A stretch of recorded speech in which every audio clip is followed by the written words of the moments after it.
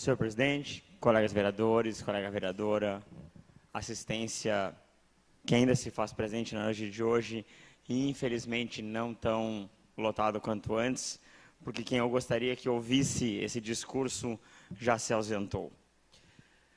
Eu reparto o meu discurso em 3 partes. A primeira parte é de lamento. Lamento pela notícia veiculada na semana passada e agora reproduzida pelos meios de comunicação, do cemitério do bairro 4 Colônias, que, embora numa propriedade particular, foi destruído por máquinas em função do dito progresso. Lá, 40 túmulos existiam, né, de famílias das primeiras que chegaram aqui, né, mais ou menos do início dos anos 1800, e que este dano irreversível agora pode ser multado, embargado, mas a história foi destruída. Que fiquem os responsáveis cientes que essa Câmara de Vereadores não se calará. Essa Câmara de Vereadores, e já convoco todos nós para que façamos uma moção de repúdio, de protesto ou qualquer que seja, de apelo ao Ministério Público para que não deixe passar em branco essa situação. Até agora, nós, vereadores, não conseguimos descobrir a quem pertencem as tais ditas terras. Felizmente, as máquinas pararam de trabalhar. E, quiçá, não se retome o trabalho lá, para que o que ainda resta seja preservado. E que nada da nossa história seja destruído em forma do dito progresso. Que o progresso não sucumba à história, porque um povo que não conhece o seu passado está fadado a repeti-lo. Então, esse é o meu primeiro lamento. O meu segundo lamento é a respeito da capa do jornal A Gazeta dessa semana, onde o jornalista Mauri, uma pena não estar presente, então por isso o meu lamento, muito bem colocou na capa a seguinte manchete: prevaleceu a pressão. Em relação ao requerimento, já ora citado várias vezes aqui, que foi derrotado por 7 votos a 2. Bom, hoje a pressão venceu. Hoje foi 10-0.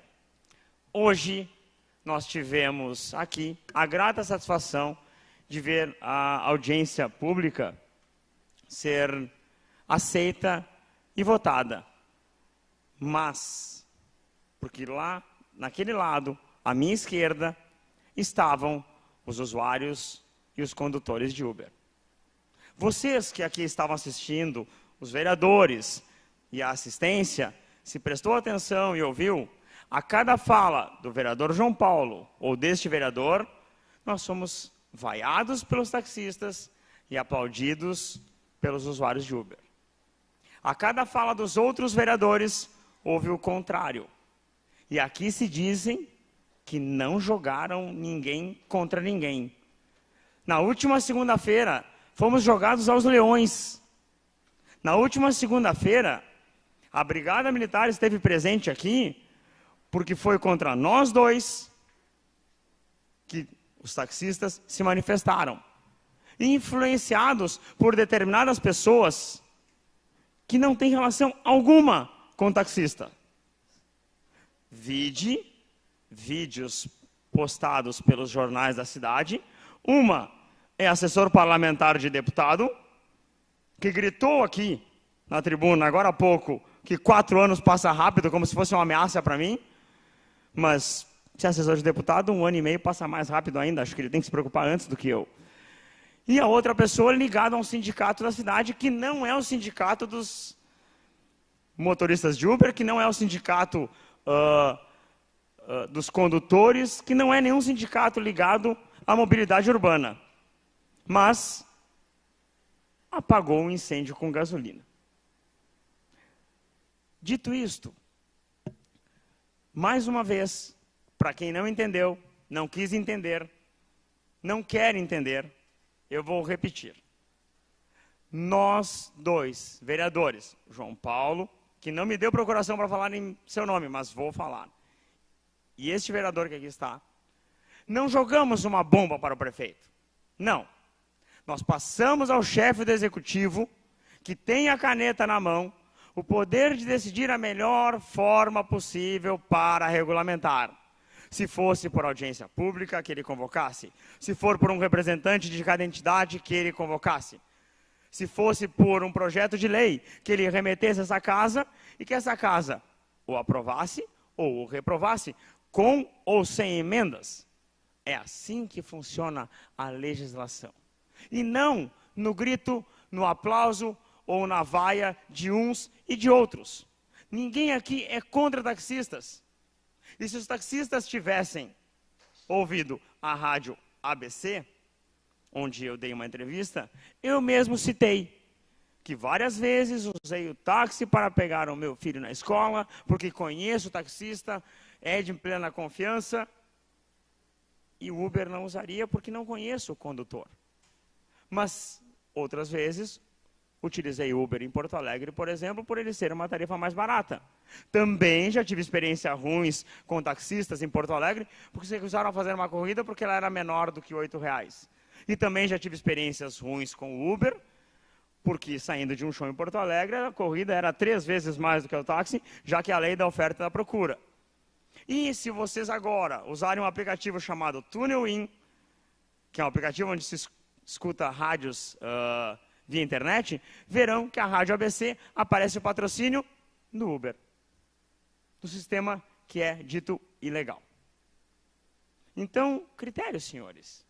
Nada mais isso, critério. Ouçam os dois lados. Ouviram uma parte e se ausentaram e foram embora. Como se nós fôssemos aqui tiranos, como se eu e o vereador João Paulo aqui fôssemos guris, meninos de recados, ou influenciados, ou contra qualquer taxista dessa cidade. Muito antes, pelo contrário. O que nós queremos é que se regulamente uma profissão e que essa profissão renda para esses profissionais o sustento da sua família. E através disso, renda por ISS, por microempreendedor individual ou por qualquer imposto criado, renda divisas aos municípios, ao município de Campo Bom, no caso. E que daqui a um pouco, este mesmo recurso possa ser aplicado na mobilidade urbana, melhorando os pontos de táxi e os banheiros que os taxistas tanto reclamam. Por que uma categoria não pode ajudar a outra? Já que os usuários do Uber, ou melhor, os condutores do Uber, não podem apanhar passageiros que os atacam, apenas os que os chamam do aplicativo. Já os condutores de táxi podem. Os condutores de táxi têm isenções que chegam a 30% na compra de um veículo. Os usuários de Uber, não. Os usuários de táxi pagam impostos. Hoje, os condutores de Uber, não. O que nós queremos era equilibrar essa disputa. E que ela fosse decidida pelo contribuinte. Só isso. Mas não, nos atiraram aos leões semana passada. Hoje nós não vimos aqui, abraço meus amigos taxistas. Hoje nós não vimos discursos assim. Foram moderados, foram equilibrados, foram mais centrados. Por que não foram assim a semana passada? Fica o meu registro e o meu abraço ao Mauri da Gazeta por 2 motivos. Primeiro, por essa cobertura centrada, coerente e imparcial, onde venceu a pressão da outra vez e agora venceu a pressão. Agora sim venceu a democracia, de verdade, que deveria ter vencido na semana passada. Também agradeço ao jornal Gazeta, porque vem martelando sistematicamente para que o PMDB tivesse um líder. E hoje ele o tem, de forma justa, correta e democraticamente colocada. Por fim, eu já prometi várias vezes, deixo o meu abraço ao Tarso, que é um grande apoiador, volta e meia me coloca via Facebook algumas recomendações, algumas orientações, né? E por isso, essa arma que nós temos, que é a internet, e o celular, quando eu uso, para concluir, não vereador. Estou concluindo, senhor presidente. Não é para desmerecer quem está aqui falando, é para me manter informado, atualizado e para que o meu discurso possa ser o mais lógico, coerente e responsável possível. Muito obrigado, senhor presidente.